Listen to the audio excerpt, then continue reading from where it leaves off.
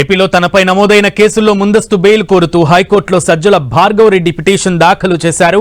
ఏపీలో వివిధ చోట్ల సజ్జల భార్గవ్ రెడ్డిపై మరో 2 కేసులు నమోదయ్యాయి. ఈ కేసుల్లో ముందస్తు బెయిల్ కోసం హైకోర్టులో పిటిషన్ వేశారు భార్గవ్ రెడ్డి. భార్గవ్ రెడ్డి పిటిషన్ను హైకోర్టు ధర్మాసనం విచారణకు స్వీకరించింది.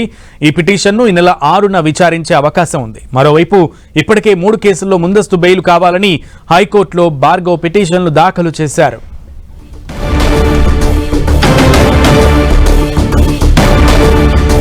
సజ్జల భార్గవ్ రెడ్డి హైకోర్టులో ముందస్తు బెయిల్ కోసం పిటిషన్ దాఖలు చేశారు. పూర్తి సమాచారం మా ప్రతినిధి తిరుమలరావు అందిస్తారు. తిరుమలరావు,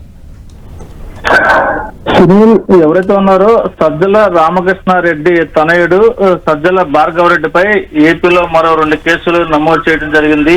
ఇప్పటికే ఈ సజ్జల భార్గవ్ రెడ్డిపై 3 కేసులు నమోదు, ముందస్తు బెయిల్ పిటిషన్ దాఖలు చేయడం జరిగింది. అయితే ఈ రోజు కూడా 2 కేసులు నమోదవడంతో ముందస్తు బెయిల్ పిటిషన్ కోసం హైకోర్టులో పిటిషన్ దాఖలు చేశారు.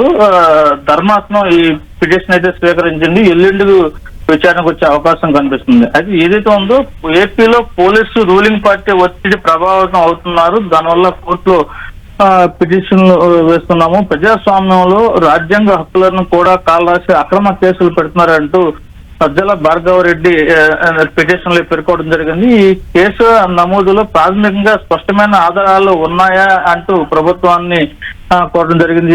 ప్రభుత్వం అయితే ఒకటే చెప్పడం జరిగింది, ఆధారాలు స్వీకరించి కేసు నమోదు చేసి అసభ్య పోస్టులు పెట్టిన వారు ఇచ్చిన స్టేట్మెంట్ల ఆధారంగా కూడా కేసులు నమోదు చేస్తున్నట్లుగా ప్రభుత్వం అయితే చెప్పడం జరిగింది. ఏదేమైనప్పటికీ సజ్జల భార్గవ్ రెడ్డిపై ఇప్పటికే ఈ 2 కేసులతో పాటు మొత్తం టోటల్ గా రాష్ట్ర వ్యాప్తంగా 5 కేసులు నమోదవుతుంది జరిగింది. హైకోర్టులో అయితే బెయిల్ పిటిషన్ దాఖలు చేయడం జరిగింది. ఈ పిటిషన్ మీద ఎల్లుండి విచారణకు వచ్చే అవకాశం కల్పిస్తుంది. తిరుమలరావు, అయితే ముఖ్యంగా భార్గవ్ రెడ్డి గానీ లేదంటే భార్గవ్ రెడ్డి తరపు న్యాయవాది గానీ దీనికి సంబంధించి ఏమైనా క్లారిటీ ఎక్స్ప్లెనేషన్ ఇచ్చే ప్రయత్నం చేశారు? సునీల్, దీనికి సంబంధించి ఏదైతే ఉందో సజ్జల భార్గవ్ రెడ్డి ఐటీకి సంబంధించిన వింగ్ గా వ్యవహరించాడు. అయితే ఈ ప్రభుత్వం పై ఎవరైతే ఉన్నారో గతంలో ప్రతిపక్ష నేతలుగా ఉన్నటువంటి ప్రభుత్వంపై అసభ్య పోస్టులు పెట్టేవాళ్ళు దానికి కౌంటర్ గా పోస్టులు పెట్టారు. కానీ ఎవరు ఉద్దేశించి ఈ పోస్టులు పెట్టలేదంటూ సజ్జల భార్గవ్ రెడ్డి తరపు న్యాయవాది చెప్పడం జరిగింది.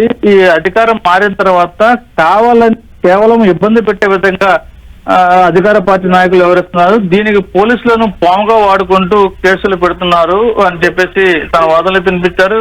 ఈ కేసు సంబంధించి మేము హైకోర్టులో సుదీర్ఘంగా వాదనలు వినిపించి మేము ఎదుర్కొంటాము, భయపడాల్సిన ప్రసక్తి లేదు అని చెప్పేసి సజ్జల భార్గవ్ రెడ్డి తరపు న్యాయవాది చెప్పడం జరిగింది. Sunil, okay Tirumalarao, thank you.